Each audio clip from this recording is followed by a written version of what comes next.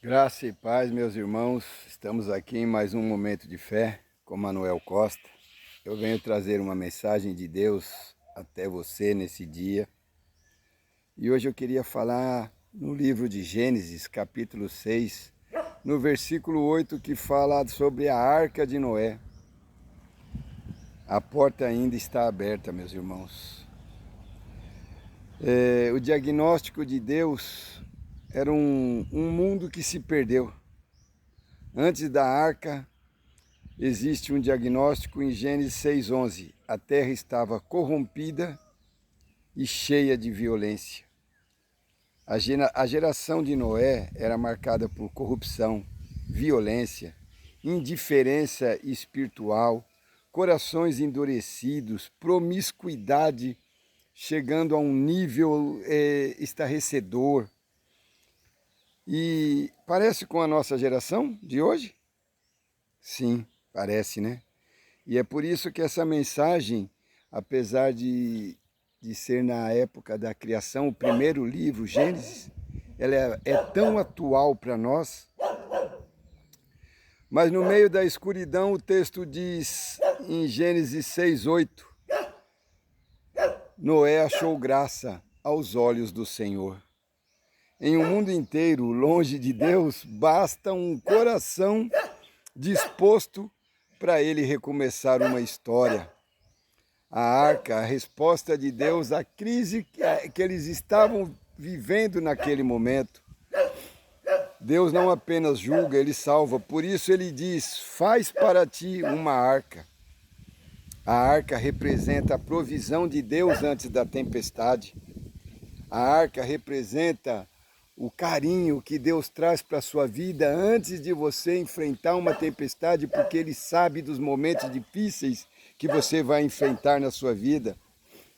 Cristo, o único caminho de salvação, a graça que nos guarda enquanto o mundo desaba, Jesus.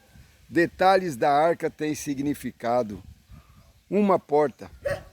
Só há uma forma de entrar em Cristo. Betume por dentro e por fora, um selo que impede a água de entrar. Assim é o sangue de Cristo que nos cobre e nos protege. 3 andares, uma vida estruturada na fé, na esperança e no amor. Lógico, simbolicamente, Deus não pediu a Noé que discutisse com pessoas, que tentasse provar a necessidade da construção da arca. Ele apenas pediu que construísse. Alguns ficam debatendo, né? Outros ficam pregando, mas os que realmente obedecem são os que constroem o que Deus mandou. O mundo hoje está cheio de diversidade, inclusive na religião, na forma de crer. Uns acham que determinadas coisas são pecados, outros acham que não, mas a obediência a Deus, a afinidade, a intimidade com o Espírito Santo é o que vai fazer diferença na sua vida. Não dê ouvido às pessoas, não dê ouvido às religiões que estão destoando da Bíblia neste momento. A obediência de Noé, a fé que age. O texto diz em Gênesis 6:22, assim fez Noé, conforme tudo que Deus lhe mandou, assim o fez. Ele não discutiu, não negociou, não perguntou o porquê e nem esperou entender tudo. Ele simplesmente obedeceu. A fé de Noé tinha 3 características marcantes. Ele obedeceu quando ninguém entendia. A arca era ridícula para todos, até que começou a chover. Ele obedeceu quando nada mudava, anos e anos martelando, cortando madeira, pregando tábuas e o céu azul. Nenhuma nuvem, nenhum sinal, mas ele acreditou. A fé verdadeira não precisa de sinais, precisa de direção. Louvado seja Deus. Ele obedeceu até o fim. A arca só funciona para quem termina. O dilúvio, quando Deus fecha a porta, depois de tudo pronto, a Bíblia diz, e o Senhor fechou as portas, em Gênesis 7:16. Isso é sério.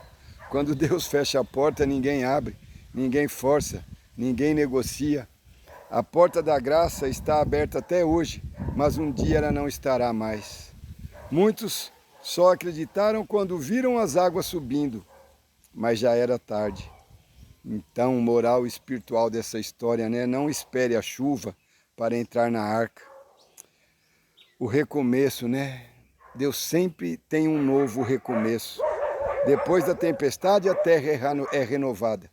Um arco-íris aparece, a aliança é firmada novamente, a família recomeça.